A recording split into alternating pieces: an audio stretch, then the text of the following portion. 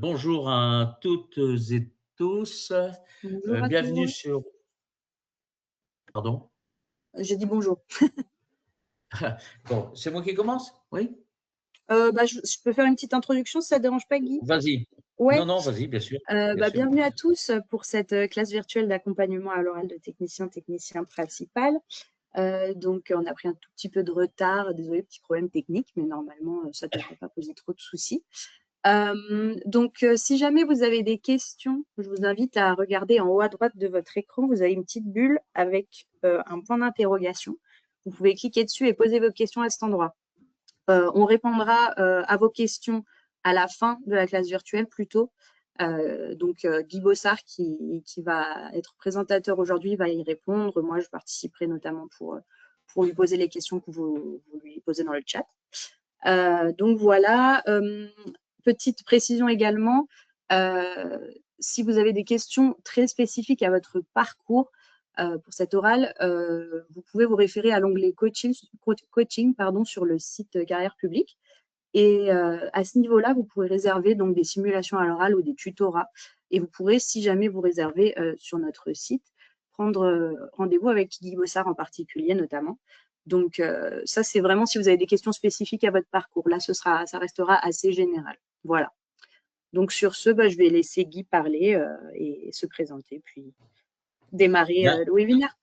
Eh bien, d'accord. Ben, merci beaucoup. Alors, bonjour à toutes et bonjour à tous. Bienvenue sur Carrière Publique. Euh, bon, je vais me présenter très rapidement. Je suis formateur pour Carrière Publique depuis quelques années et en particulier pour les préparations concours, que ce soit les préparations concours à l'écrit ou aux épreuves orales. Accessoirement, je suis un jeune retraité de la fonction publique territoriale. Et donc, j'ai une certaine expérience du métier, on va dire, étant donné que j'étais ingénieur en chef dans une vie antérieure, et aussi formateur sur d'autres organismes, dont des organismes nationaux. Bien. Donc, aujourd'hui, on va essayer de vous présenter, moi, je vais essayer de vous présenter, comment dire, les tenants, les aboutissants, le contenu, les attendus de cette épreuve d'oral. Alors, bien évidemment, c'est une présentation qui va durer 1h30. Elle n'est pas, on pourrait en parler beaucoup, beaucoup plus. Donc, on va essayer d'être concret je vais essayer d'être concret pour que vous ayez le maximum d'éléments avant de vous engager dans cette voie de préparation d'un oral. Et comme vous l'a dit ma collègue, qui pourra être accompagnée par Carrière Publique, par du coaching. La présentation que je vais vous faire, c'est le contenu, sont les attentes du jury. Enfin, il y a un processus que je vais vous développer. Et sachant que on sait pertinemment, enfin moi je sais pertinemment que parmi vous, il y a des gens qui débutent dans le fait de passer des concours, des examens et surtout des concours de technicien principal, mais il y a aussi peut-être des gens qui ont des notions pour avoir déjà tenté cette épreuve avec moins de succès. Il y a peut-être des choses que certains d'entre vous savent ou dominent déjà, et puis d'autres pas. Donc, évidemment, c'est une formation qui est pour tout le monde. Vous en prenez effectivement ce qui vous intéresse. Bien.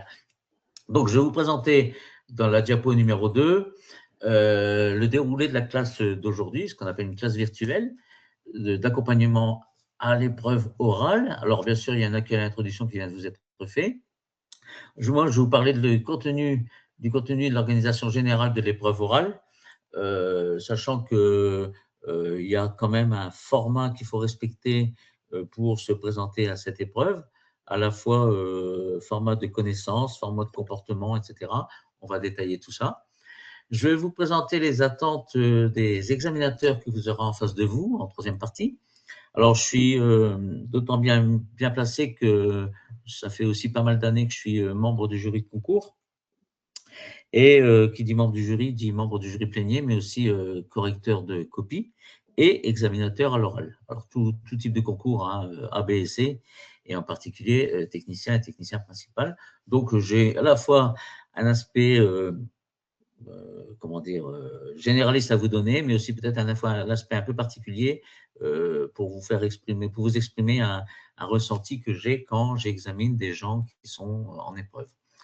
Je vous demande pardon. On va parler aussi des thèmes et étapes incontournables à aborder, c'est-à-dire en gros, quelles sont les choses à savoir, quelles sont les choses minimales à savoir avant de se présenter à cette épreuve.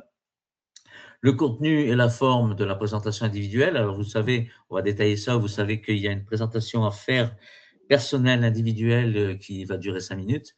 Donc, il y a des choses à savoir faire, il y a des choses à faire, il y a des choses à dire, il y a un comportement à avoir, etc. On va en parler. Je vous parlerai aussi des mises en situation parce que vous êtes des techniciens, par définition, techniciens et techniciens principaux.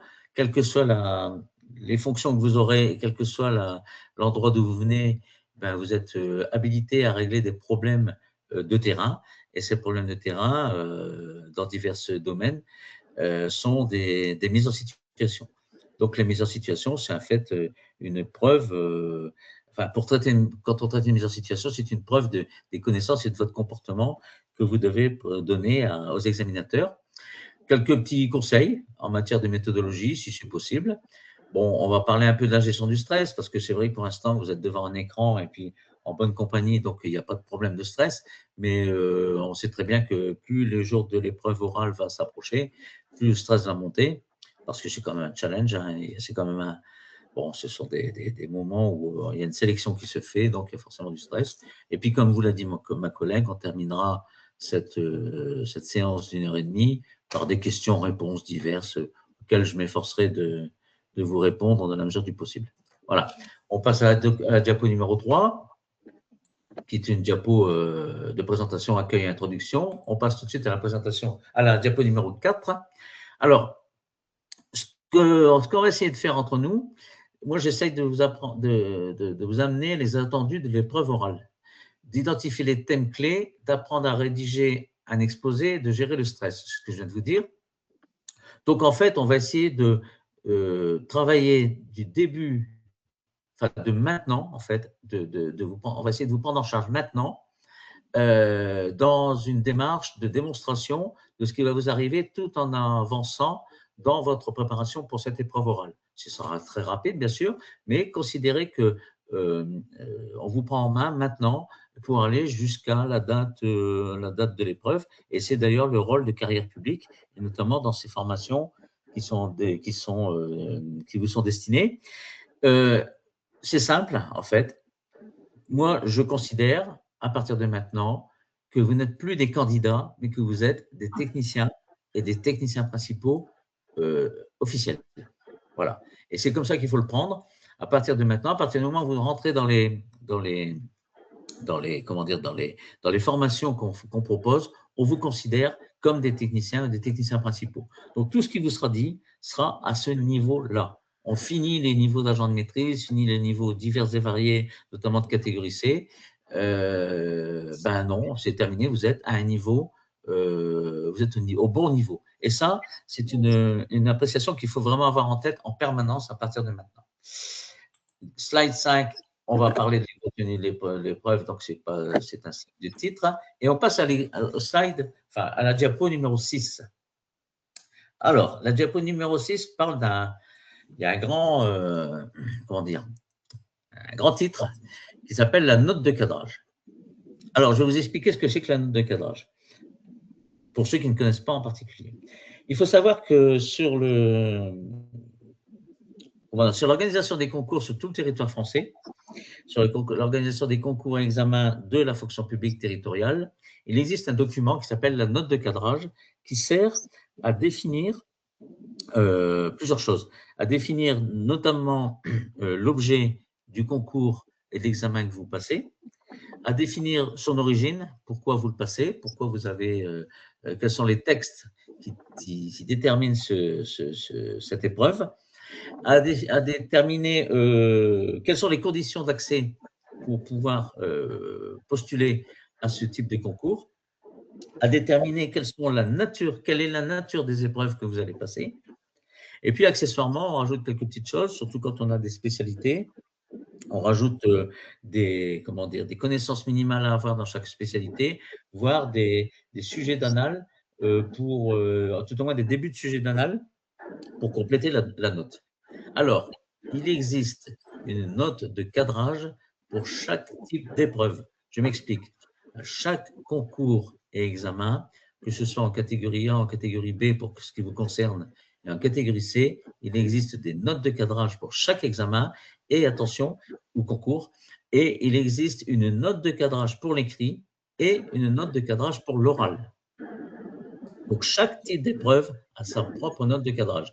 Bien évidemment, pour ce qui nous concerne pour aujourd'hui, ce qui vous intéresse, c'est la note de cadrage pour les épreuves orales de techniciens et de techniciens principaux.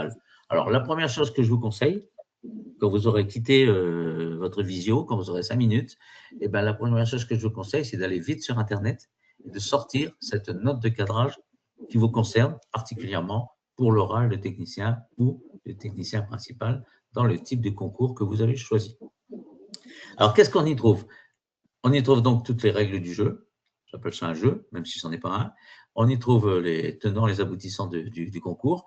Il faut savoir que cette note de cadrage, c'est un document qui est établi au niveau national par un groupe de travail qui regroupe des CNFPT et des CDG, des centres de gestion, et que cette note de cadrage est mise à jour régulièrement. C'est-à-dire, en gros, que s'il y a des modifications à apporter dans les épreuves, elles sont indiquées automatiquement dans les notes de cadrage. Donc, la première chose à faire, c'est de sortir la dernière qui est sortie, enfin qui a été produite.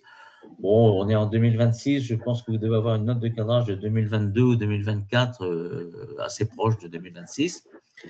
Et dedans, vous avez donc tout ce qu'il faut savoir avant de vous présenter à l'épreuve en matière de règlement. C'est important. Pourquoi c'est important?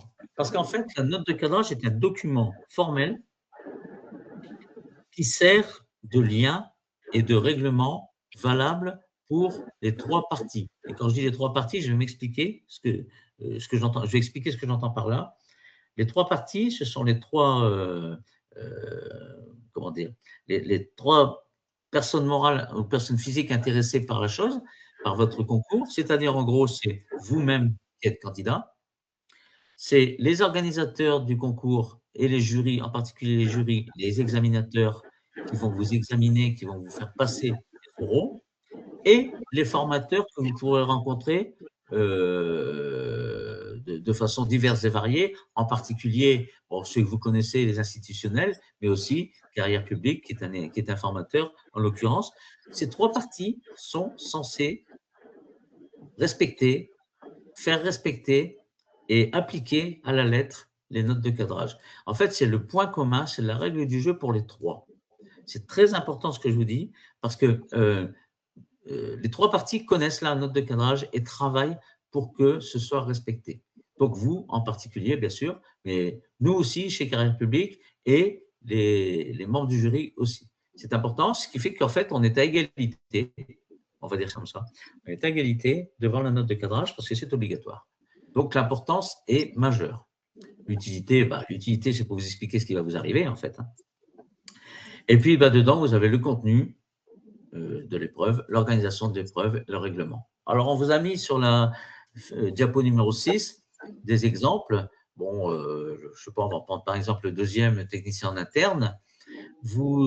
En technicien interne, l'épreuve que vous allez passer, c'est un entretien ayant pour point de départ un exposé du candidat sur les acquis de son expérience et permettant au jury d'apprécier ses motivations et son aptitude à exercer les missions dévolues au cadre d'emploi, notamment dans la spécialité choisie par le candidat. Ces trois lignes, enfin, 2 lignes et demie, il faut, d'une, les connaître par cœur, et de deux, les détailler mot à mot, dès à présent, dès que vous pourrez, mot à mot, pour bien comprendre ce que chacun des mots veut dire et sous-entend. C'est le point de départ de votre formation. C'est clair. Donc, on le fera si vous voulez, mais bon, on va commencer à le faire si vous voulez. Vous verrez que c'est indiqué que c'est un entretien que vous allez subir, vous allez passer. Ce n'est pas un interrogatoire, ce n'est pas un QCM, ce n'est pas Ce n'est pas quelque chose de contraint, c'est un entretien. Déjà un mot qui est très important. Avec un point de départ, un exposé du candidat, c'est-à-dire de vous, sur vos acquis d'expérience, qui permet au jury d'apprécier vos motivations. Le mot motivation est très important. Les aptitudes à exercer les missions d'évoluer cadre d'emploi, ça veut dire qu'on veut savoir si vous êtes capable de répondre aux contraintes du métier. Ça, je vous inviterai à aller les chercher, mission d'évoluer au cadre d'emploi. Normalement, c'est aussi dans la note de cadrage un petit peu plus loin. Et notamment dans la spécialité choisie, c'est parce que vous allez devoir choisir une spécialité pour passer votre épreuve. D'ailleurs, pour passer vos épreuves écrites aussi, vous devez vous inscrire avec une spécialité. 2 lignes et demie qui veulent tout dire. 2 lignes et demie de base qu'il faut connaître par cœur. Voilà. Et ça, on vous le répétera si vous choisissez les formations en coaching, en interne de carrière publique, on vous le répétera régulièrement, c'est normal. C'est normal qu'on le fasse. Ensuite, en dessous, vous avez en bleu plus fin, durée totale de l'entretien, 20 minutes, dont 5 minutes au plus d'exposé, avec un coefficient 1. Ces 2 lignes et demie sont super importantes aussi, parce que vous avez en fait 20 minutes d'entretien au maximum, vous avez 5 minutes au plus exposé au maximum, exposer votre situation, et l'épreuve vaut un coefficient de 1. Ce coefficient sera à rapprocher du coefficient de l'épreuve écrite pour avoir une note finale. C'est-à-dire, en gros, si l'épreuve écrite vaut un coefficient de 1 et l'épreuve orale a un coefficient de 1, ça veut tout simplement dire que les 2 épreuves ont la même valeur. Et ça, c'est super important de le savoir aussi, parce qu'en fait, vous allez devoir fournir le même effort et fournir le même travail pour l'épreuve écrite que pour l'épreuve orale. Et donc, l'épreuve orale a une certaine valeur.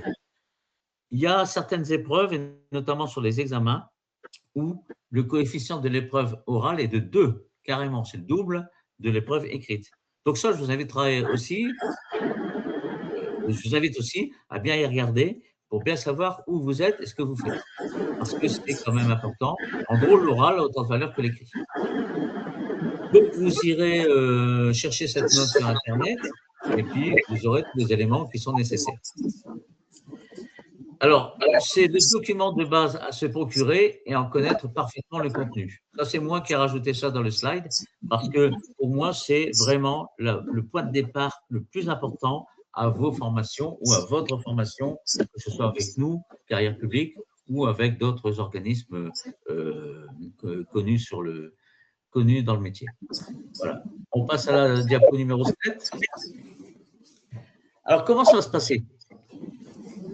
Vous allez, à partir du moment où vous êtes inscrit à cette épreuve, vous êtes ce qu'on appelle un numéro de candidat ou un candidat qui a un numéro. Soyez persuadés que le jour de l'épreuve, vous serez un peu surpris, vous serez certainement plusieurs centaines, en particulier à l'écrit. À l'oral, il y en aura moins, évidemment, parce qu'il y a la barre de l'écrit à passer, mais il restera quand même plusieurs dizaines de candidats, et selon les centres de concours, peut-être même plusieurs centaines. Donc, soyez pas surpris, vous n'êtes pas tout seul, et puis c'est quand même une organisation qui est très lourde. Donc, vous allez recevoir chez vous une convocation avec, bien sûr, vos coordonnées, mais aussi un lieu d'épreuve, une heure d'épreuve, une date d'épreuve, une heure de passage, un sommaire du déroulé de l'épreuve, et puis bon, en fait, la façon de vous y rendre et comment ça va se présenter. Bien. Ensuite, vous allez être reçu au centre de gestion dans lequel vous êtes inscrit. Et dans ce centre de gestion, il y a des gens qui organisent. Il y a un peu de bruit de fond, excusez-moi, je suis obligé de parler un peu plus fort. Donc, dans ce centre de gestion, il y a des gens qui organisent des preuves que vous passez. Là, ce que je voulais vous dire, c'est que vous êtes pris en charge totalement par les centres de gestion dans lesquels vous vous rendez. Vous ne vous occupez de rien. Le seul souci que vous avez, c'est d'aller le jour de l'épreuve avec votre convocation, bien sûr, et surtout une pièce d'identité avec photo. Tout ce que vous avez à faire. À partir du moment où vous êtes entré dans le bâtiment ou dans les lieux de l'épreuve, vous ne vous occupez plus de rien. Les centres de gestion sont censés organiser ça de façon précise pour vous. Mais en même temps, les centres de gestion ont des consignes précises. En fait, l'objectif pour eux, c'est que tout se passe bien pour tout le monde et de façon égale ou égalitaire. Alors, il y a un grand mot dans ces épreuves, c'est l'équité, ou alors un deuxième mot, c'est l'égalité entre les candidats. C'est-à-dire, en gros, qu'ils sont censés apporter une organisation matérielle et une organisation tout court d'ailleurs, mais surtout matérielle pour vos épreuves, qui soit la même que celle de votre voisin. Il n'y a pas de différence entre candidats. Donc, vous devez déjà penser qu'il y aura une organisation qui sera, je ne veux pas dire militaire, mais très pointue quand même, qui fait que tout est fait pour vous prendre en main et qu'il n'y ait pas de clash, qu'il n'y ait pas de problème, de façon à éviter tout recours possible de la part de certains candidats. Autre chose qu'il faut savoir, c'est que vous allez être convoqué pour l'oral à une heure, enfin une date bien sûr, et à une heure précise. Et que cette heure précise, elle est organisée toujours par un centre de gestion et qu'en fait, c'est une heure référence à laquelle vous n'allez pas déroger. C'est-à-dire que d'abord, il faut arriver dans les temps, il faut arriver à l'heure, mais surtout, si vous êtes convoqué à 14 heures pour une épreuve de 20 minutes, sauf vraiment incident majeur technique ou climatique ou météorologique, bon, si vous êtes convoqué à 14 heures, vous pouvez penser que 14 heures et quelques minutes plus 20 minutes, à 14h45 ou à 15h, vous êtes sorti. C'est toujours ce bruit de fond. Donc, pensez que tout ça, c'est organisé. Donc, ça permet déjà que vous sachiez que vous n'allez pas passer une journée complète pour passer une épreuve de 20 minutes. Et de deux, tout est tellement organisé, tout tellement minuté, tellement chronométré que, en fait, le stress va devoir s'éliminer en partie parce que vous n'allez pas attendre toute la journée dans un couloir pour passer votre épreuve. Voilà, c'est vraiment minuté et organisé. Ça, il faut le savoir. Et je peux vous assurer que c'est la règle sur tous les centres de gestion de tout le territoire français et même outre-mer d'ailleurs. Voilà. Donc, c'est une consigne que les centres de gestion ont et ils l'appliquent à la lettre. Sachez-le, c'est organisé. Donc, moi, ce que je vais essayer bon, c'est là, peut-être, c'est certainement là, à mon avis, vous aurez des questions à poser tout à l'heure. En fait, ce qu'il faut, c'est bien connaître ce qui va se passer avant votre épreuve, pendant votre épreuve et après votre épreuve. L'objectif, c'est que vous ne soyez pas gêné et que vous ne soyez pas déstabilisé le jour de l'épreuve. L'objectif de cette première classe virtuelle, bien sûr, mais aussi l'objectif des formations qu'on vous fait chez Carrière Publique, c'est de vous mettre à l'aise au maximum pour que vous évitiez d'être dans des situations gênantes le jour de l'épreuve. Alors, les formations coaching de Carrière Publique ont deux buts majeurs. Le premier, c'est de vous mettre à l'aise, effectivement, pour ce genre de situation, pour que vous arriviez à faire sauter tout le stress qui est en vous et puis que vous y alliez de façon plutôt rassurée. Et là, bien sûr, évidemment, la deuxième étape de formation, c'est de préparer votre entretien avec notamment préparer votre représentation. C'est pour ça qu'on vous proposera 2 temps et certainement des formations en 2 temps, en deux séances. Voilà. Donc, sachez on est là pour ça. Slide numéro 8, on va parler des attentes des examinateurs. Slide diapo numéro 9, voilà, normalement qui doit s'afficher chez vous. Alors, les examinateurs, en fait, la question que vous pouvez vous poser, et ce qui est normal, c'est au fait, moi je vais passer un concours, là, je passe un oral, mais devant moi il y a des examinateurs, mais c'est qui ces gens finalement? À quoi ils servent et qu'est-ce qu'ils font? Et puis surtout qui ils sont? Alors, il faut juste savoir que dans ce type d'épreuve orale, il y a en face de vous ce qu'on appelle un jury. Alors, le mot jury n'est pas tout à fait le bon. En fait, vous avez surtout un groupe d'examinateurs. Bon, on va dire pour l'instant jury, on modifiera ça plus tard. Pour l'instant, on va dire un groupe, enfin, on va dire jury, même si ça n'est qu'un groupe d'examinateurs. Alors, quel est le principe? Vous avez en face de vous 3 personnes, peut-être 4, mais En catégorie B, on est souvent à 3 personnes. Dans ces 3 personnes, il y a 3 représentants de ce qu'on appelle des collèges différents. Qui dit collège dit groupement de personnes. Donc, il y a 3 collèges. Le premier collège, c'est le collège des fonctionnaires. Le deuxième collège, c'est le collège des élus. Et le troisième collège, c'est le collège des personnalités qualifiées. Donc, vous avez, quelque part, 3 personnes de 3 collèges différents qui sont en face de vous.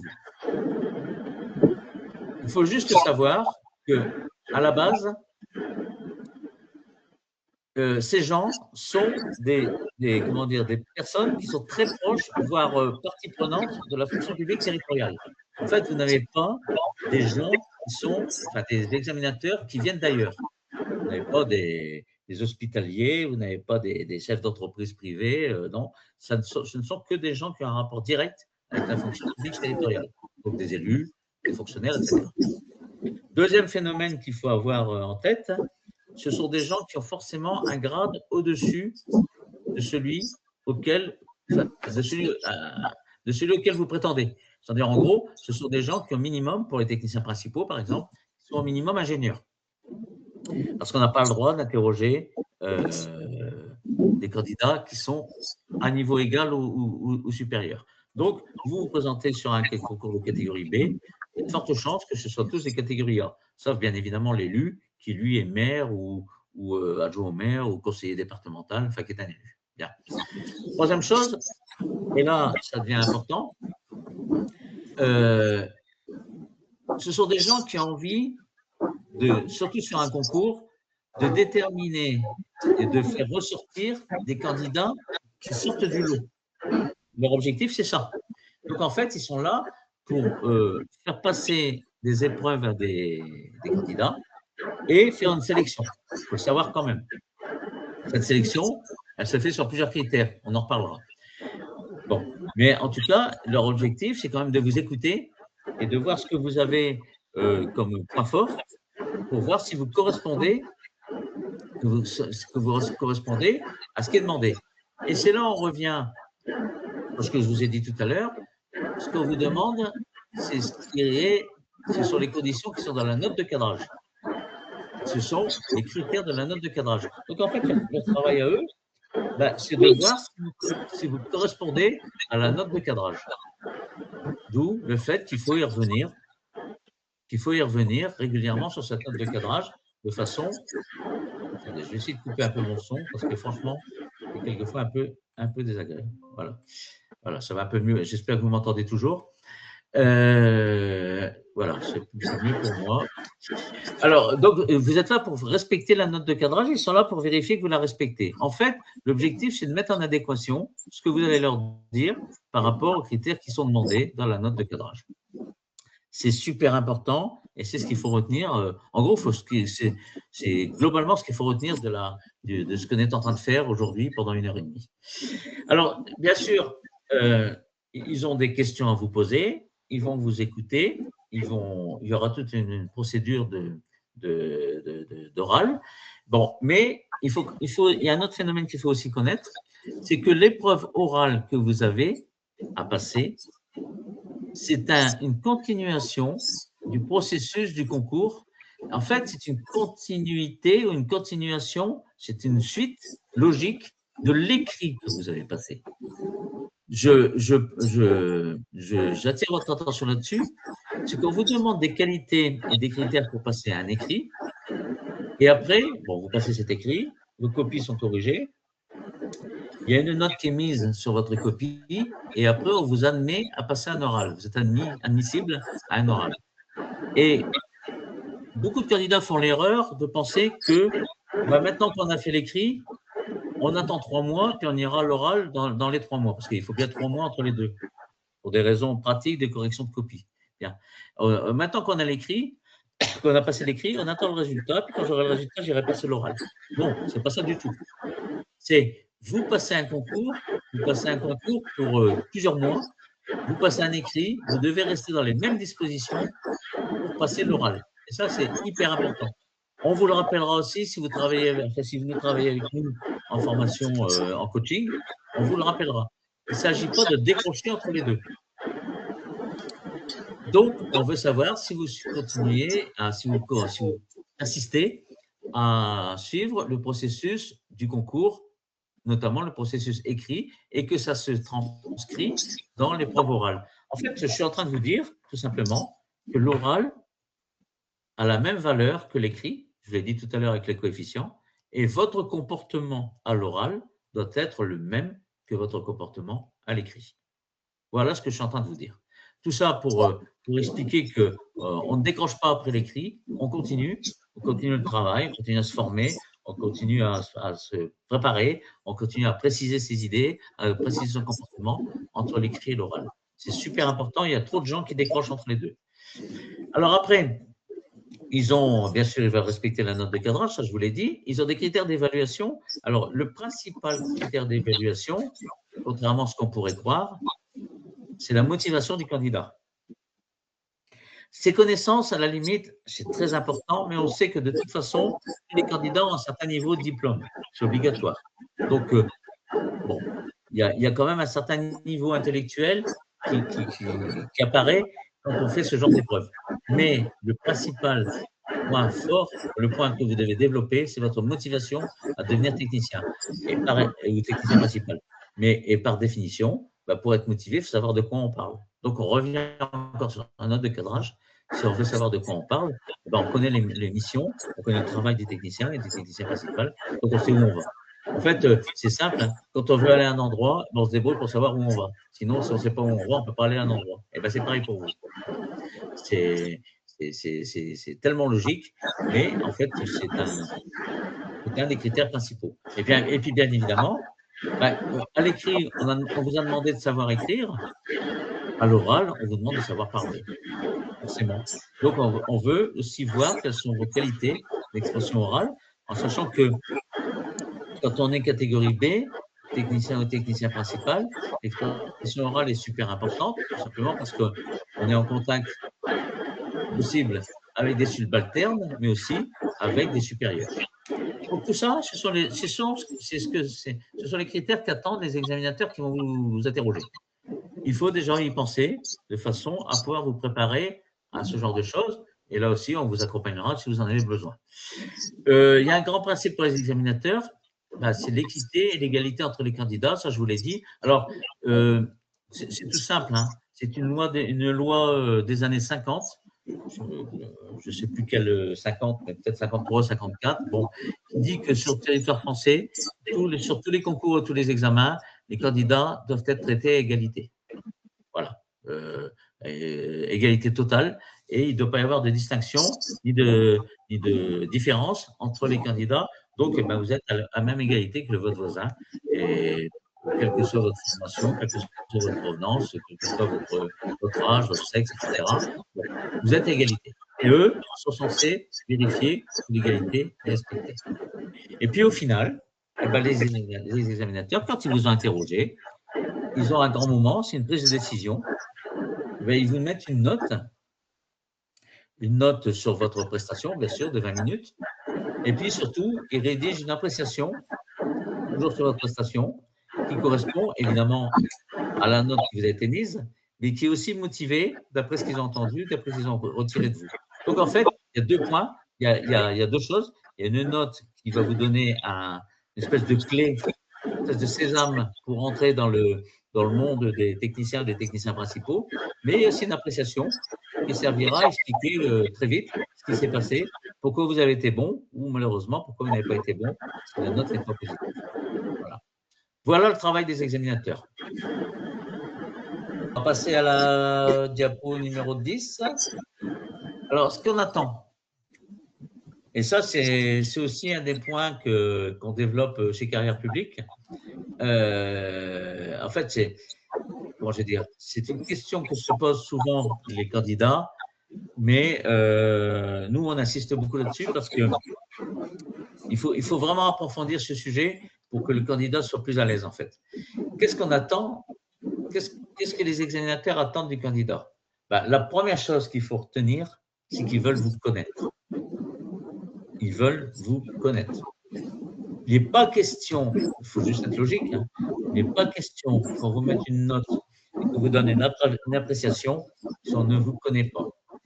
Et je vous fais remarquer que je vous l'ai dit tout à l'heure, votre épreuve, c'est 5 minutes de présentation et 15 minutes de questions, en gros. Bon, déjà, il faut déjà penser que 20 minutes, c'est très court pour connaître quelqu'un. Même dans la vie privée, c'est pas simple de connaître quelqu'un sur 20 minutes. Surtout que c'est quelqu'un qu'on n'a jamais vu, on ne sait pas ce qu'il fait et qu'on ne reverra plus jamais, quoi. Alors, vous imaginez quand même que sur 20 minutes, chaque candidat doit prouver qu'il est au bon endroit, mais surtout, chaque examinateur doit connaître le candidat qui est en face. Et c'est vraiment l'élément le plus fort à respecter. OK, on veut vous connaître. Bon, on veut vous connaître surtout avec les 5 minutes de présentation. C'est pour ça qu'en coaching, en coaching carrière publique, on vous explique comment on fait une présentation. On veut connaître votre niveau de connaissance, même si on sait que vous avez des diplômes, même si on sait que vous avez des qualités. Alors, très souvent, d'ailleurs, les diplômes sont surdimensionnés par rapport à ce qui est demandé dans les textes, hein. Je vous rappelle quand même que dans vos textes de techniciens et techniciens principaux, on parle plutôt de bac et de bac plus 2, et c'est comme ça depuis 40 ans. Bon, on a quand même des candidats qui sont facilement, qui sortent d'écoles d'ingénieurs, qui ont des bac plus 5 ou des masters ou des choses comme ça. Donc, résultat, le niveau minimal, on le connaît, mais on ne connaît pas le niveau maximal. Donc, on veut essayer de voir un peu le niveau de vos connaissances, bien évidemment technique, parce que vous êtes sur un concours de la filière technique. En environnement territorial, on veut savoir si vous êtes bien conscient de votre entourage professionnel. Il y a beaucoup de candidats qui ne s'imaginent pas qu'on va leur poser des questions sur le fonctionnement d'une commune, d'une mairie, d'un département. Et pourtant, ben, c'est la moindre des choses quand on veut rentrer dans le métier ou quand on veut s'améliorer dans le métier. Il faut au moins savoir de quoi on parle et où on va. On veut savoir si vous avez un comportement qui correspond au grade de technicien et de technicien principal. Et là encore, le comportement, ben, vous l'avez dans la description des tâches qui correspondent au grade. Et ça, vous l'avez une nouvelle fois dans la note de cadrage ou alors dans la notice de présentation de votre concours. Donc, à vous de vérifier que vous correspondez bien au grade. En fait, je suis en train de vous dire qu'il faut être au bon endroit et au bon moment, finalement. Sauf que pour être au bon endroit, il faut répondre aux critères qu'on demande pour être au bon endroit. Donc, il faut bien vérifier que ça correspond. Si vous estimez que ce n'est pas votre tasse de thé ou que ce n'est pas votre métier, ce n'est pas la peine de passer le concours. Par contre, si vous estimez que vous correspondez en majorité à ce qui est demandé, là, il faut y aller, bien sûr, à fond. On vous demande quel est votre comportement sur les connaissances que vous exprimez. Et puis, on vous demande aussi, d'ailleurs, quel sera votre comportement pour répondre aux mises en situation que vous posera. C'est-à-dire, en gros, on vous dira, on vous parlera d'un certain cas, on en parlera un petit peu plus tard tout à l'heure, et puis, ben, on vous dira qu'est-ce que vous feriez dans cette situation. Et on veut voir comment vous réagissez. Encore une fois, on ne veut pas avoir la réponse précise, mais on veut savoir comment vous réagissez, si vous avez le bon feeling d'abord sur la question, et puis surtout le bon comportement pour y répondre. Et ça en fait, c'est ce qu'on appelle avoir les épaules assez larges pour tenir la place. Et puis, bien sûr, on veut,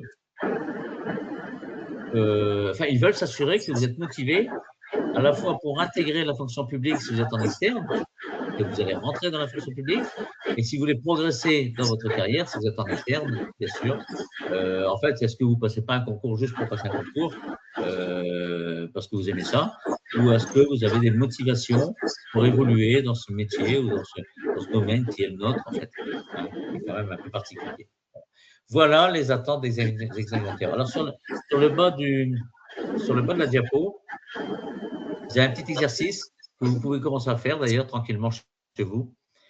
Commencez à faire un point sur votre parcours et sur vos propres motivations à passer ce concours et à intégrer la fonction publique territoriale ou à progression en carrière. En fait, ça vient d'avoir une petite réflexion intérieure tout au moins, même écrite, hein, c'est pas grave, vous pouvez tout mettre sur un papier, faire un petit bilan professionnel, savoir présenter votre expérience et puis avoir un projet professionnel. Je suis en train de vous dire qu'en fait, vous ne pouvez pas aller à ce concours, à cette orale, sans vous connaître.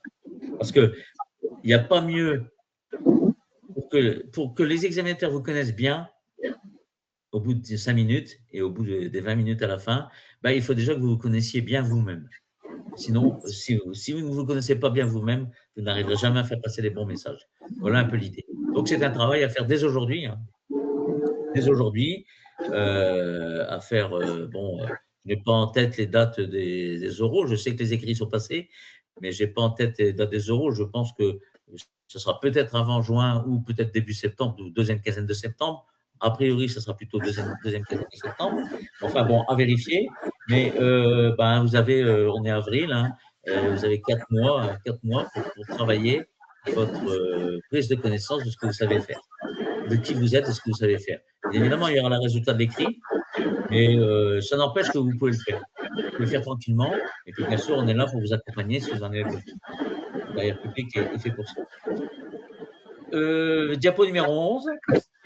Alors, les examinateurs veulent savoir si vous savez exprimer. Alors, cette fois-ci, c'est savoir parler. Hein, si vous savez parler, si vous savez exprimer votre savoir, ce que vous savez faire, votre savoir-faire, savoir-être. Le savoir, ce sont les connaissances que vous avez sur tel et tel domaine d'activité, telle spécialité. Savoir-faire, c'est est-ce que vous savez mettre en œuvre ces connaissances que vous connaissez, votre expérience. Et puis savoir-être, c'est comment vous vous comportez par rapport à vos supérieurs d'abord, parce que c'est quand même important, et puis aussi par rapport à vos subalternes si vous en avez. En fait, c'est comment vous vous positionnez dans le travail de tous les jours, hein, tout simplement. Ce que je vous dis, c'est un du travail de tous les jours. Comment vous vous positionnez, comment vous faites passer les messages, comment vous savez évoluer dans votre métier, et comment vous savez exprimer ce que vous faites. Voilà. Tout ça, alors attention, j'ai bien dit que ce sont les attentes des examinateurs, tout ça sur 20 minutes. Tout ça sur 5 minutes de présentation personnelle et tout ça sur 15 minutes de questions qui vous sont posées. Donc vous voyez quand même, et accessoirement, j'insiste un petit peu quand même, que vous n'êtes pas le seul candidat de la journée, quoi. En sachant qu'il faut 20 minutes par candidat, plus un petit peu de débriefing, comptez qu'il y a 2 candidats par heure, et que sur une journée de 8 heures, les examinateurs vont faire passer entre 14 et 16 candidats.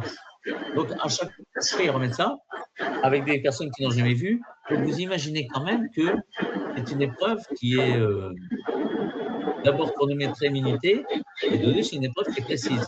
À vous, déjà, de prendre cette précision en compte de façon à ce que vous puissiez aborder cette épreuve de ce jour-là de façon tranquille. Voilà. Je passe à la diapo numéro 12, c'est un titre, et tout de suite à la diapo 13. Sur la diapo 13, vous l'avez en face de vous, en passé, toujours ce bruit de fond qui est assez difficile à régler, et je vais essayer encore de tirer du son pendant 30 secondes, parce que c'est assez pénible. Vous avez donc les thèmes et étapes incontournables à aborder. Alors, bien évidemment, on vous demande d'avoir des connaissances. On vous demande d'avoir des connaissances. Donc, en fait, il y a des connaissances minimales. Vous êtes quand même dans un domaine de fonction publique territoriale. Donc, vous êtes dans des collectivités territoriales ou ce qu'on appelle des EPCI. Pour rappel, un EPCI, c'est un établissement public de coopération intercommunale. En gros, c'est une communauté de communes, communauté d'agglos, etc. Ça serait quand même un minimum de connaître les origines de la fonction, la création de la fonction et des compétences de chaque collectivité, leur évolution, les évolutions de ce qui s'est passé, enfin le développement du travail que vous faites. Alors, juste pour vous situer, hein, même si ça peut surprendre quelques-uns, rappelez-vous quand même qu'avant la Révolution française, il n'existait pas de fonction publique territoriale. Hein. Forcément. Les premiers débuts de la fonction publique territoriale, c'est après la Révolution française, quand on a organisé la France au niveau administratif, c'est-à-dire plutôt vers 1800 qu'avant. Donc, en fait, il y a 200 ans qu'on existe. Même si ça peut vous paraître loin, c'est pas si loin que ça. Bon. Voilà l'idée, c'est où êtes-vous, que faites-vous et pour quel domaine? Bon, encore un autre chiffre. Hein. Il s'avère qu'on est en 1 800 000 fonctionnaires territoriaux quand même. Et que la fonction publique territoriale représente 250 métiers différents environ. Donc, en fait, ça fait quand même du monde et ça fait quand même des vastes domaines d'intervention. Donc, bah, peut-être qu'il faut déjà connaître un petit peu cette historique, là, et puis surtout vous situer dans tout ça. Parce que si vous voulez vous connaître, il faut savoir où vous êtes. Hein. Si vous êtes dans un métier technique, c'est parfait, mais où, à quel niveau, quel grade, dans quel type de collectivité. Donc tout ça, c'est un travail que vous devez faire vous-même. Ce n'est pas Carrière Publique qui vous l'apprendra, même si on a des notions bien sûr très évidentes, mais c'est toute votre carrière, c'est un travail que vous faites vous-même. Donc on compte sur vous pour travailler ça dans les temps qui vous restent. C'est ce qu'on appelle de la culture territoriale, c'est les temps qui restent entre maintenant et l'épreuve orale. Alors, bien évidemment, il faut connaître la même chose sur la fonction publique territoriale. Cette fois-ci, on ne parle plus des collectivités, mais on parle de vous, c'est-à-dire quels sont vos statuts, quelle est la déontologie du fonctionnaire, quelle est la carrière et vos possibilités d'évolution. Bon, en fait, la carrière et possibilités d'évolution, alors là, on a mis rédacteurs et rédacteurs principaux, c'est simplement parce que j'ai oublié de corriger, j'aurais dû mettre techniciens et techniciens principaux. Donc, en fait, considérez que c'est techniciens et techniciens principaux. Bien. Donc, en fait, l'idée, c'est de savoir où en êtes-vous dans votre carrière, quoi. Bon, est-ce que c'est opportun de passer ce concours de technicien ou de principal? Est-ce que c'est bien le bon moment? Est-ce que vous avez passé déjà d'autres choses? Est-ce que vous allez vous arrêter là ou aller plus loin? Bon, ben voilà, il faut connaître qu'est-ce que vous allez y gagner, combien, à la limite, combien vous allez gagner de plus à la fin du mois, tout ça. Tout ça, c'est votre situation à vous. Il n'y a que vous qui pouvez la faire, qui pouvez la connaître. Si vous êtes 200 candidats, il y aura 200 situations différentes. Ça, c'est clair. Donc, c'est un travail à faire tout de suite. En fait, c'est avant d'aller quelque part, je sais qui je suis et je sais où je vais, quoi. Parce que ce n'est pas la peine d'aller quelque part si on ne sait pas où on va, quoi. Et puis surtout si on ne sait pas qui on est.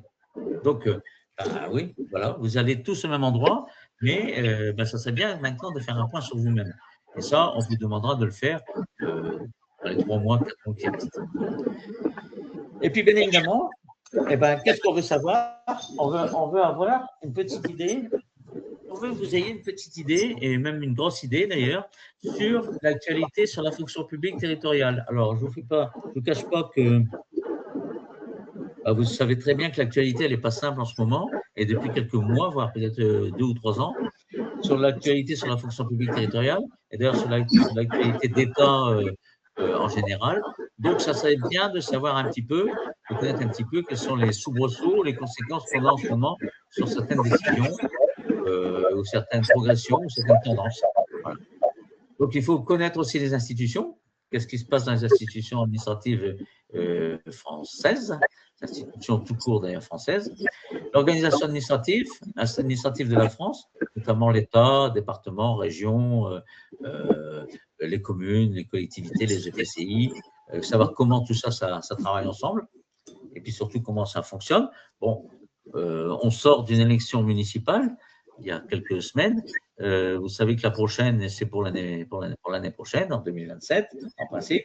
Et puis qu'il y en aura d'autres. Bon, c'est pas anodin de savoir comment ça fonctionne, tout ça. Hein. Surtout qu'on est toujours entre 2 élections. Il ne faut pas se voiler la face. Et que des questions sur les élections, ça peut vous arriver. Et puis, surtout, votre connaissance de l'environnement professionnel, c'est-à-dire, en gros, quand vous travaillez dans une collectivité, à qui vous avez affaire? À des supérieurs, à des cadres, à des directeurs, à des ingénieurs, en ce qui vous concerne, des ingénieurs en chef, à des DGS, enfin tout ce monde-là, comment ça tourne ensemble, comment ça fonctionne. On vous a mis sur la droite des petits exercices. Le premier qu'on pourrait, juste pour vous donner un petit peu l'idée des choses et puis surtout l'idée des questions que vous pourriez avoir, est-ce que vous connaissez le nom de votre Premier ministre actuel?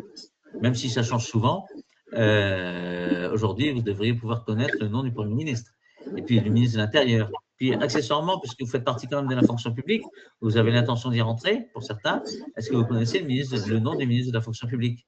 Alors ça, je vous invite à le savoir quand même la veille de l'épreuve, parce que comme ça change très souvent, pour éviter d'avoir des surprises le jour de l'épreuve. Est-ce que vous connaissez votre indice? Est-ce que vous connaissez votre échelon? Est-ce que vous connaissez la valeur du point d'indice? Ça serait quand même surprenant quand on reçoit une fiche de paye, on ne sache pas ce qu'il y a. Donc, bien sûr, on sait ce qu'il y a en bas à droite. Mais pourquoi c'est calculé comme ça? Voilà. Voilà des petits trucs. Vous ne pouvez pas aller à ce genre d'épreuve sans vous connaître, quoi. Voilà. Et ça, ce sont des petites astuces. Et, enfin, c'est des petits trucs, des choses qu'il faut connaître. Je vous a donné en bas trois points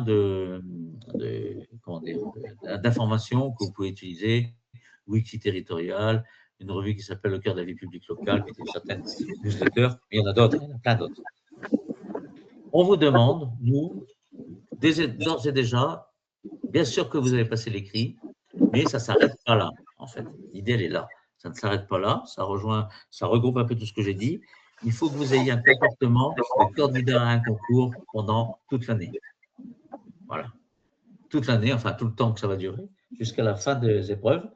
Et puis, de toute façon, l'idée, c'est que si vous arrivez à vous formater sur ce sujet-là, parce qu'on parle bien de formater, hein, eh ben, vous verrez que vous allez garder des réflexes qui vous serviront toute votre carrière. Donc, en fait, on est en train de vous faire changer votre façon de travailler, tout simplement. L'idée, elle est là. Nous, carrière publique, quand vous êtes là-dessus, il faut penser que vous êtes en train de changer et que vous allez passer devant des gens qui vont vérifier que vous avez bien changé votre façon de travailler. Voilà l'idée.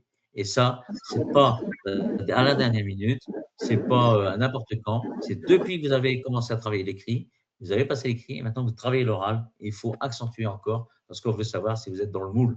On veut vous en faire rentrer dans un moule. Voilà une expression très vulgaire presque, mais en tout cas, vulgaire dans le sens public, hein,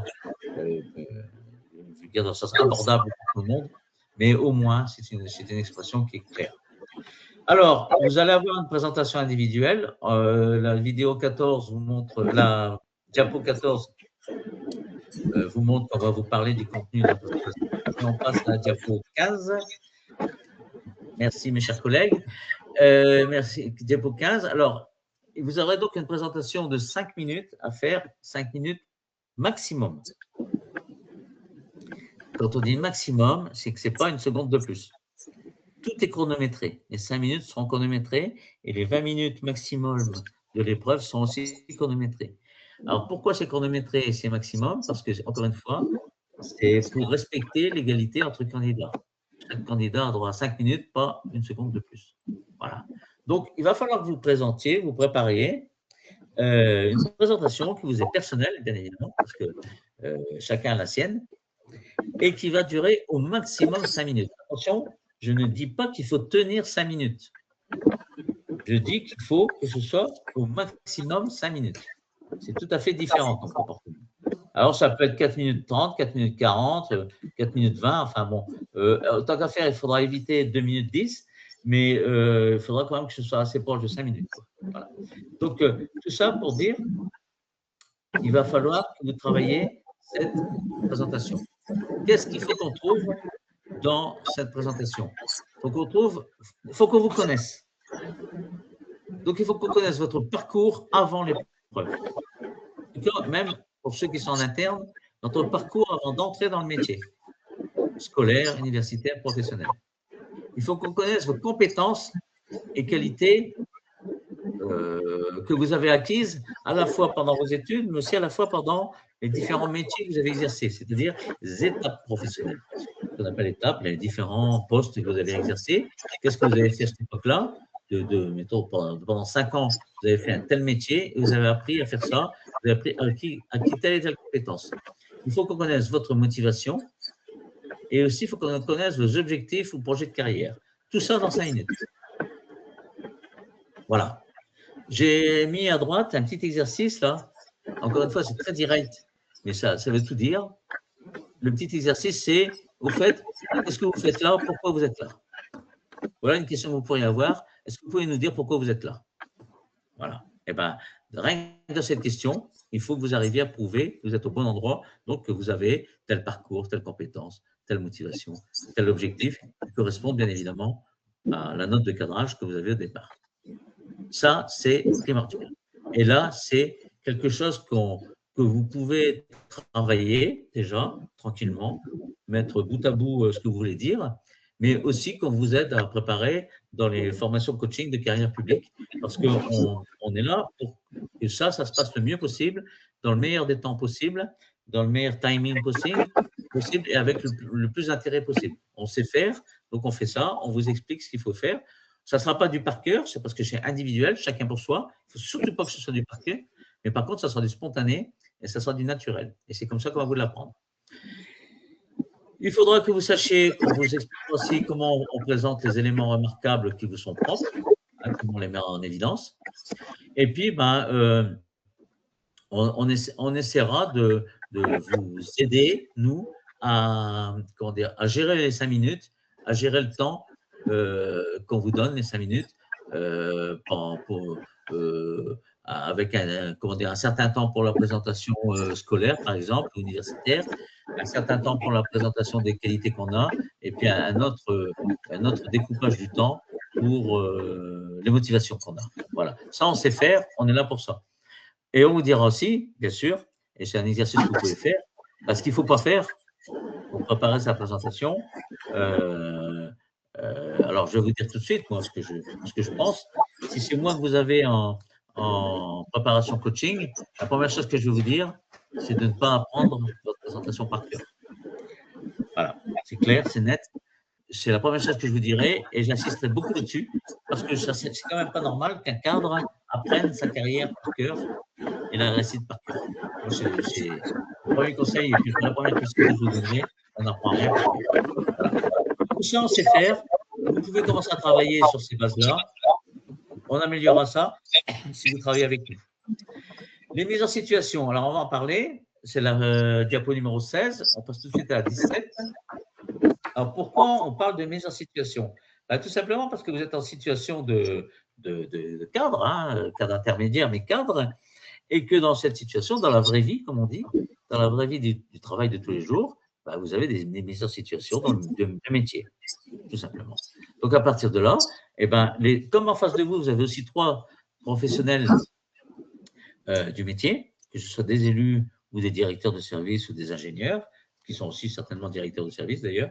En fait, il veut juste savoir si vous êtes capable de ne pas être que théorique, vous êtes aussi capable d'être quelqu'un de pragmatique devant une situation. Donc, on va vous poser des questions. Vous pouvez vous poser des questions sur qu'est-ce que vous feriez dans tel et tel cas. Voilà. Bien évidemment, vous n'êtes pas préparé à ça. C'est du spontané. On va pas tout vous apprendre. De toute façon, vous ne pouvez pas tout savoir. Et bien évidemment, ce sont des situations que vous ne connaissez pas, forcément. Donc, en fait, on vous laissera un temps de réflexion très rapide. Et puis, vous allez répondre en âme et conscience sur la meilleure façon de traiter ce genre de situation. Et là, on verra. C'est une étape courante de la fonction. Hein, c'est une situation tout à fait possible, tout à fait classique. Et puis là, on verra comment vous réagissez devant une question qui n'était pas prévue finalement, une question pour laquelle vous n'avez pas systématiquement la réponse. C'est en fait, vous allez finir de travailler avec du par cœur, encore une fois. Vous allez juste être quelqu'un qui répond spontanément à un souci, comme dans la vie privée d'ailleurs, dans votre vie personnelle. Vous avez un problème, qu'est-ce que je fais? Voilà, j'ai ce truc-là, qu'est-ce que je fais?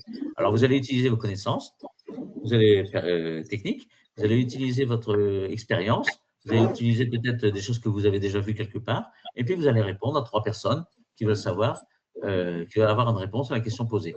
Alors, je précise bien que, bien évidemment, ils vous posent une question, c'est pour avoir une réponse automatiquement, mais en fait, le contenu de la réponse, ce n'est pas ce qui les intéresse le plus, parce que c'est une mise à situation un petit peu inventée, même beaucoup inventée. Et ce qu'ils veulent surtout, c'est voir comment vous vous comportez devant un problème, quoi. Si vous avez une réaction automatique, ou si vous avez comme on dit, si vous êtes en galère pour répondre à la situation. Ils veulent savoir comment vous vous comportez. Et ça, préparez-vous à en avoir. L'important, c'est d'écrire. Il n'y a pas forcément de bonne réponse en plus. On a le droit de ne pas tout savoir dans un oral. Il y a des gens qui me demandent quelquefois, mais quand je les forme en coaching, ils me demandent quelquefois, mais moi j'ai peur d'avoir des questions auxquelles je ne sais pas répondre. Mais alors je leur dis, c'est sur des gens qui ont 25, 30, 35 ans, écoutez, je leur dis, moi j'ai 66 ans, il y a des questions auxquelles je ne sais pas répondre. Et quand je ne sais pas, je dis carrément que je ne sais pas répondre. Voilà. Donc il n'y a pas de raison qu'à 30 ans on ne le fasse pas. On a le droit de ne pas savoir répondre techniquement à une question. Par contre, quand on ne sait pas répondre, il faut qu'on ait le bon comportement pour expliquer qu'on ne sait pas répondre et qu'on aura telle et telle démarche pour aller chercher la réponse quelque part. Voilà ce que je suis en train de vous dire. Et ça, on vous l'apprendra. Ensemble, on travaillera là-dessus. On vous l'apprendra, on vous dira comment il faut faire, surtout comment il faut vous comporter pour ne pas perdre les pédales, en fait, pour ne pas comment dire, exploser en vol si vous avez ce type de questions, pour rester bien en phase, même si vous n'avez pas la réponse, quoi. Voilà. Et puis, bien évidemment, par contre, si vous avez la réponse, on vous demandera d'être précis dans les réponses, tout en expliquant ce que vous dites de façon concise. Et en fait, l'objectif, c'est quand même de ne pas passer les 15 minutes qui restent sur une seule question. Les examinateurs, ils veulent quand même vous poser quelques questions, 8, 10, 12 questions. Hein. Donc, il ne s'agit pas de prendre la parole pendant un quart d'heure sur une seule question. Ce n'est pas ça qu'il faut. Il faut juste avoir une réponse concise, argumentée et qui satisfait à la majorité de la question posée. Voilà. En fait, c'est un comportement plus que des connaissances. Et en fait, on vous demande d'exprimer votre personnalité sur des situations qui sont imprévues, inédites, peut-être même impossibles, improbables. On a vu des questions quelquefois, on se dit, on sait qu'ils ont trouvé ça, parce que ça n'arrive jamais. Et ce n'est pas grave. On veut voir comment vous vous comportez devant une difficulté. Alors, ça, c'est ce qu'on appelle les mises en situation. Et là aussi, c'est une habitude qu'il va falloir prendre. Donc, si vous voulez devenir technicien principal, parce que, comment je vais dire, vous allez avoir pas mal d'occasions d'être mis en situation professionnelle que vous ne connaissez pas. C'est normal, c'est l'évolution du grade. Alors, on passe à diapo 18, on va passer sur la diapo 19. Quelques approches et conseils à appliquer en matière de méthodologie générale. Alors, bon, bien évidemment, ce sont des conseils généraux. Hein. On ne va pas rentrer dans le détail aujourd'hui. Mais c'est déjà des petites choses que vous pouvez travailler vous-même au mieux. Et puis, vous verrez si vous avez des besoins, on sera là pour vous aider. Alors, c'est savoir gérer le temps imparti, les 5 minutes, les fameuses 5 minutes maxi. Là, vous pouvez commencer à travailler seul pour voir si vous arrivez à dire tout ce que vous avez à dire sur les 5 minutes. Maxi, je répète. L'idéal, c'est 4h30, 4h40, mais surtout ne pas dépasser 5 minutes. Alors, j'ai oublié de vous dire que si vous dépassez les 5 minutes qui vous sont attribuées, il y a dans les 3 personnes que vous avez en face de vous, une personne qui a un des examinateurs qui a un chronomètre et qui vous arrête net. Qui dit « Stop, monsieur, madame, monsieur, les 5 minutes sont passées, on arrête là la présentation. » C'est quelquefois un peu gênant de se faire arrêter de parler quand on est bien lancé, quoi. Donc, faites attention à ce genre de choses. Il vaut mieux travailler un petit peu en dessous des 5 minutes que risquer de déborder. Bien évidemment, il faut vous entraîner à parler en public. Hein. Là, vous êtes quand même face à des gens que vous n'avez jamais vus. Alors, c'est une habitude. Hein. Je vous assure, c'est une habitude. Je suis le premier à vous le dire. Il y a 40 ans, je parlais beaucoup moins bien, en public en tout cas. Ça s'habitue, ça s'apprend avec le métier, avec les circonstances, etc. Donc, vous l'avez fait à l'école ou en fac, en université. Bon, en tout cas, ça s'apprend. Bien comprendre les questions, comme à l'écrit d'ailleurs. Je vous rappelle que vous avez fait un écrit et qu'à l'écrit, on vous a demandé de comprendre la question posée avant de commencer. On vous a mis en situation. Et on y revient encore, parce que là aussi, cette fois-ci, il faut encore bien comprendre la question posée.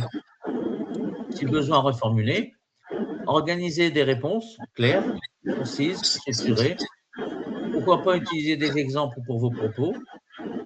Après, bien sûr, il faut avoir un peu de courtoisie, confiance et fermeté. Alors moi, je rajoute souvent un petit mot là, répondre avec courtoisie, confiance et fermeté. Et puis peut-être un mot qui va bien, c'est répondre avec respect. Le respect des examinateurs, sachant qu'eux vous respectent. Donc il y a un respect mutuel à confirmer. Il faudra bien faire comprendre que vous le respectez, maintenir l'attention des examinateurs, bon, bien sûr, voir votre qualité d'expression verbale et la communication non verbale, les gestes, les postures devant 3 personnes, et puis bien sûr, avoir le bon vocabulaire, d'adapter au grade. Tout ça, toute cette diapo-là, ce sont des choses que vous pouvez commencer à travailler tranquillement dans vos missions de tous les jours, à partir de demain au travail. hein, ou même chez vous, tout simplement. Si vous êtes en famille, si vous avez des amis, ben vous pouvez peut-être commencer à travailler ce sujet pour vous entraîner à avoir une bonne posture, un bon comportement dans un discours, dans une discussion. Voilà.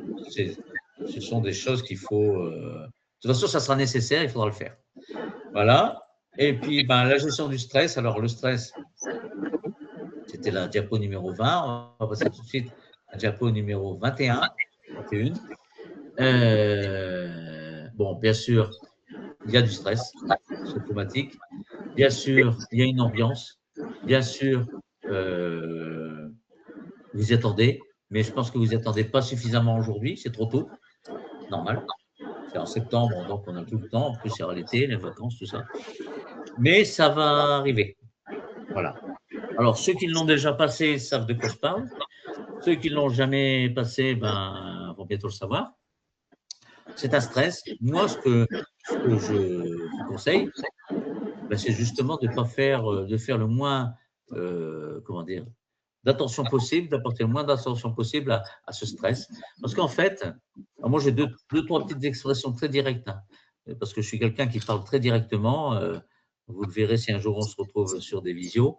Je n'ai pas de raison de tourner autour du pot, on n'a pas le temps. En fait, le stress, c'est vous qui vous le créez, vous le créez vous-même. Il n'est pas égal par candidat, d'ailleurs, pour chaque candidat. Il y en a qui en ont, puis il y en a qui n'en ont pas de stress. Il y en a plutôt qui en ont, et pas beaucoup qui n'en ont pas. Par contre, il y a juste un truc qu'il faut déjà, il y a une première chose qu'il faut savoir, c'est que cette épreuve, elle ne dure que 20 minutes. Ouais, 20 minutes. C'est-à-dire 5 minutes. Alors, en plus, sur les 20 minutes, il y a 5 minutes de présentation qui vous sont personnelles, où le jury, les examinateurs n'interviennent pas. Donc, 5 minutes qui vous sont personnelles et que vous avez préparées. Bon, donc là, déjà, je dirais que ça fait 5 minutes qui ne devrait pas y avoir de stress, parce que, en fait, vous êtes dans votre milieu, et il reste que 15 minutes de questions. Accessoirement, ce sont 15 minutes de questions qui sont dans votre milieu. Les gens qui sont en face de vous sont dans le même milieu que vous, dans le même contexte et du même métier que vous, en fait. Bon. Donc, 5 minutes où vous êtes seul à parler parce que vous avez préparé et 15 minutes de questions qui sont dans votre milieu. Je pense qu'il y a vraiment pire comme situation. Hein. Et accessoirement, sorti de là, ben, vous avez terminé, vous partez, quoi. Alors, le stress, c'est une chose, mais je pense que quand vous allez chez le dentiste, ben, d'abord, ça dure plus longtemps. De deux, vous ne savez pas ce qui va vous arriver. De trois, vous avez du stress parce que dans la salle d'attente, il y a plein de gens qui vous parlent du dentiste. Et sorti de là, en plus, ben, vous avez mal aux dents, quoi. Donc, c'est pas du tout ça. Sorti de là, vous n'aurez mal nulle part, quoi. Donc, résultat, c'est quand même un moment qu'il faut prendre de façon relativement tranquille. Voilà. Après, ben, vous aurez peut-être des personnes, mais on en reparlera aussi de tout ça. Vous aurez peut-être des techniques personnelles pour gérer votre stress, hein, l'entraînement, discuter avec des copains, évoquer le concours pour reprendre le maximum d'informations. Peut-être, il y en a qui prennent des fleurs de bac ou des machins comme ça pour se calmer, faire du sport la veille, aller au cinéma. Enfin bon, voilà. Et il y a des façons aussi de se préparer pour y aller tranquille. Encore une fois, ça ne dure que 20 minutes. Hein. C'est court, 20 minutes. Juste pour information, ça fait plus de 3 quarts d'heure qu'on parle. Hein. Ouais, bien tranquille. Ça fait 1 heure qu'on parle quand on est ensemble. Donc, vous voyez, 20 minutes, c'est rien. Ça fait 1 heure que vous me subissez déjà. C'est rien du tout, 20 minutes. Bon, après, ben, il faut aussi avoir un certain comportement mental, être prêt, préparé. Plus vous serez préparé, moins vous serez surpris. Plus vous pourrez vous préparer, moins vous serez surpris par les questions et par les conditions de l'épreuve. Bon, si vous avez l'occasion d'aller même visiter les locaux où vous allez aller, pourquoi pas, hein, c'est le temps de gagner. Si vous avez l'occasion d'aller repérer à quel endroit vous allez garer votre voiture, eh ben, pourquoi pas, enfin, etc. Tout ça, c'est de l'organisation, hein. C'est que de l'entraînement. Vous pouvez faire des petites choses comme des exercices de respiration, du sport, etc. Surtout pas travailler en apnée. Et puis, bien sûr, avoir des exercices de confort de posture, parce que vous serez assis sur une chaise avec une table devant vous. Bon, ben, il faut s'entraîner à ça. Bon, tout ça, c'est pour vous dire que c'est normal de stresser, mais ça aussi, ça se prépare. Ça se prépare. On peut s'entraîner à se déstresser Et au final, sachez quand même que les examinateurs savent que vous êtes stressé. Ça aussi, il faut y penser, ils le savent. Alors, bien évidemment, ils ne veulent pas quelqu'un qui s'effondre à la première question, mais ils peuvent comprendre que vous ayez des, des, des, des difficultés à répondre spontanément ou un besoin de réfléchir avant de parler, etc.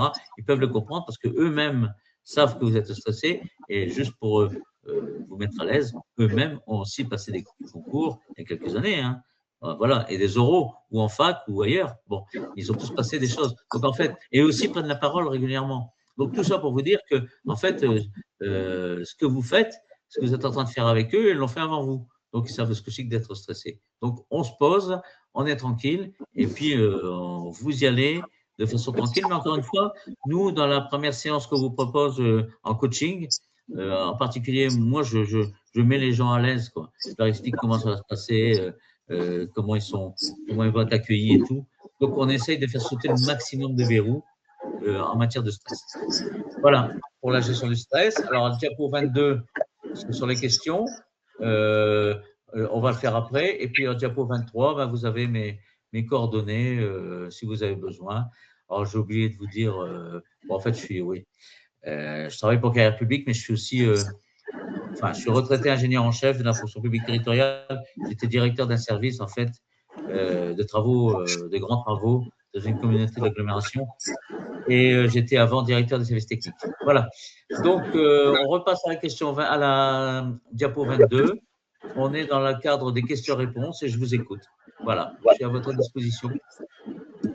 Mes collègues de Carrière Publique, vous prenez la main? Ouais, j'enlève le partage, je regarde ça tout de suite. Voilà. Alors, je découvre les questions.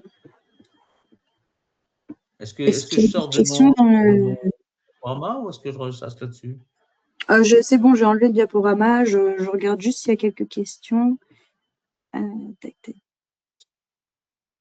Alors, tout ce qui est question sur votre parcours personnel, du coup, je modère un peu. Hein. N'hésitez pas à prendre un coaching si vous avez des questions sur votre parcours. Ouais, c'est trop. Enfin, il y a trop de monde pour que ce soit des réponses correctes. Ah, désolée. Alors, je viens de voir que mon micro a interféré. En fait, les interférences, c'était mon micro. Je suis désolée. Ouais, je ne pouvais pas couper vu que j'étais sur le diaporama. J'espère que ça ne vous a pas trop gêné. Bon, la prochaine fois, on s'améliorera. Je saurai pour la prochaine fois. Ouais, je m'excuse pour ça. J'espère que vous avez bien entendu Monsieur Bossard quand même. Y a-t-il un site sur lequel on peut trouver la note de cadrage? Oui, n'importe quel site. Ce n'est pas un site, c'est sur Internet. Vous mettez Google, la page d'accueil de Google, et vous tapez note de cadrage, épreuve orale, concours de technicien ou technicien principal. Et vous allez voir, c'est un formulaire, c'est un document qui est publié par tous les CDG. Tous les CDG de France et de Navarre. C'est un document complètement informel, il n'y a pas d'en-tête, il n'y a rien. C'est juste un document avec une écriture en noir, quoi. Et oui, bien sûr, on trouve sur n'importe quoi. Alors, moi, j'ai deux conseils à vous donner, c'est d'aller chercher sur Internet, mais aussi de reprendre la brochure d'inscription. Alors, selon les endroits où vous venez, vos CDG proposent des brochures d'inscription au concours et il y a beaucoup d'éléments de la note de cadrage qui sont repris dans la brochure. Donc, prenez les deux. Note de cadrage très simple. Vous mettez en moteur de recherche, note de cadrage, épreuve orale, concours de technicien territorial. Voilà, c'est tout. Vous allez trouver tout de suite. Merci. Il y a quelqu'un d'autre, Pierrick, qui demande pour les candidats du 3e concours, est-il important d'avoir des connaissances techniques? Oui. Alors, il est important, même pour les externes, hein, même pour les externes, parce que vous ne m'avez pas posé la question, il est important d'avoir des connaissances techniques pour les trois. Sauf que effectivement, selon la façon de passer le concours, en externe, en 3e ou en interne, le niveau technique peut être différent. Voilà, le niveau des questions techniques peut être différent. Mais bien sûr qu'il faut. De toute façon, vous avez pris, comment dire, si c'est un concours de technicien principal, effectivement, c'est un concours technique. Oui, il faut avoir des connaissances techniques. Oui, c'est comme à l'écrit d'ailleurs. À l'écrit, vous en avez eu aussi besoin, notamment pour la partie, pour les principaux, pour la partie proposition. même si vous étiez en troisième voie, il y avait des connaissances techniques. Alors, je sais que ça peut paraître paradoxal, hein, mais comment je vais dire, c'est quand même une façon de vérifier que la personne qu'on a en face a vraiment un profil de technicien et non pas un profil de je prends autre chose que technicien administratif ou autre, voir s'il peut rentrer dans le sujet, quoi. Oui, oui. Moins importante qu'en interne, mais quand même. Mais quand même. D'autant plus que, normalement, là aussi, il y a une présentation qui se fait et que dans la présentation des 5 minutes, il faudra bien dire quand même que on est dans un métier technique, on est dans une situation de collectivité qui utilise des compétences techniques. Oui, je réponds oui. Moins importante qu'en interne, mais il y aura des questions là-dessus, de toute façon. Merci. Il y a une autre personne qui demande, va-t-on nous poser des questions sur le sujet de l'épreuve écrite? Alors, c'est possible. Alors, c'est possible. Et d'ailleurs, je le dis à tout le monde, c'est vrai que je le dis un peu plus tard normalement. Enfin, moi là, je reprends une casquette d'examinateur de certains concours. On a quelquefois des surprises parce que les examinateurs peuvent très bien poser la question: comment s'est passée votre épreuve écrite? Et là, bien évidemment, le candidat a tendance à dire, ben, si je suis là, c'est que j'ai une bonne note à l'écrit. Hein, ça paraît tellement logique. Donc, il ne faut surtout pas commencer par répondre ça d'ailleurs. Il faut dire que l'épreuve écrite s'est relativement bien passée, que vous avez été à l'aise, etc. La preuve, c'est que vous êtes là. Par contre, la question d'après, c'est: est-ce que vous pouvez nous dire de quoi il s'agissait? Quel est le sujet? Quel était le sujet? Et là, quelquefois, on a des réponses, on a des surprises, parce que les gens qui ont passé leur épreuve au mois d'avril écrite, leur épreuve écrite au mois d'avril, passent leurs oraux au mois de septembre et ils ne se rappellent plus du sujet qu'ils ont traité à l'écrit. Il y a une quantité de candidats. Et là, on va dire que ça la, comme on dit, ça la fout mal, quoi. Comme on dit très vulgairement, ça la fout mal. Donc, oui, alors ça ne sera pas des questions aussi précises qu'à l'écrit, mais moi, j'inviterai tout le monde à relire au moins l'épreuve qui est écrite la veille ou l'avant-veille de l'épreuve, à relire l'épreuve écrite pour savoir de quoi on parle et de quoi on a parlé. Ce n'est pas systématique, mais ça peut arriver, oui. Bah voilà, pour tout ce qui est questions assez générales. Après, pour votre parcours, hein, n'hésitez pas, pour tout ce qui est questions parcours, n'hésitez pas à vous référer à notre onglet coaching sur notre site. Du coup, je ne vois pas d'autres questions générales. Voilà.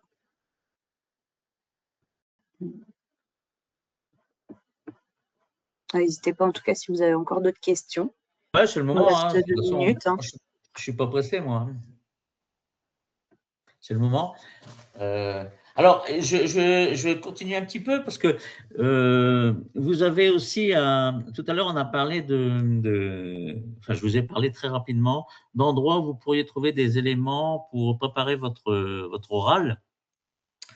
Il y a des textes, il y a des documents, il y a des sites, etc.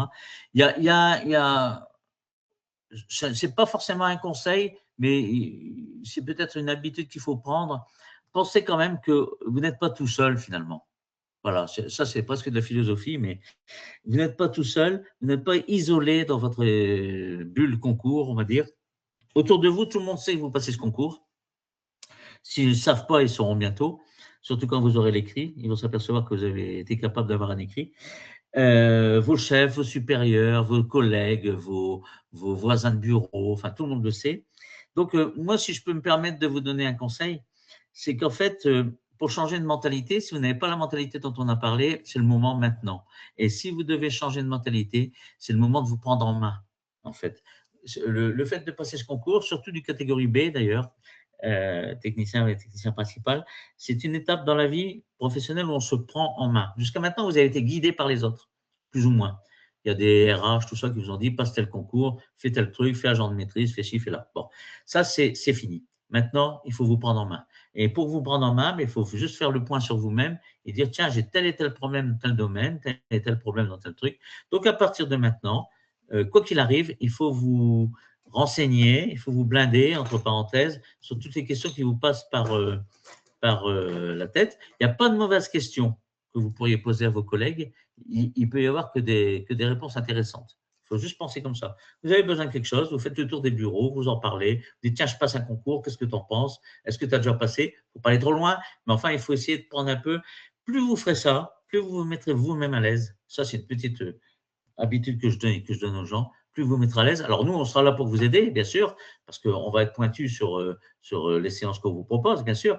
Mais à partir de là, il faudra, parce que de toute façon, le concours, ce n'est pas un aboutissement. Ce n'est pas parce que vous aurez un joli papier dans une enveloppe qui dira que vous avez ce concours que vous aurez changé.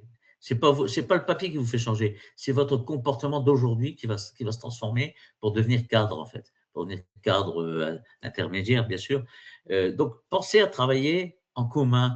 Plus vous allez évoluer dans le métier, moins vous serez des techniciens, en fait. Plus vous serez des conseillers techniques. Pensez comme ça.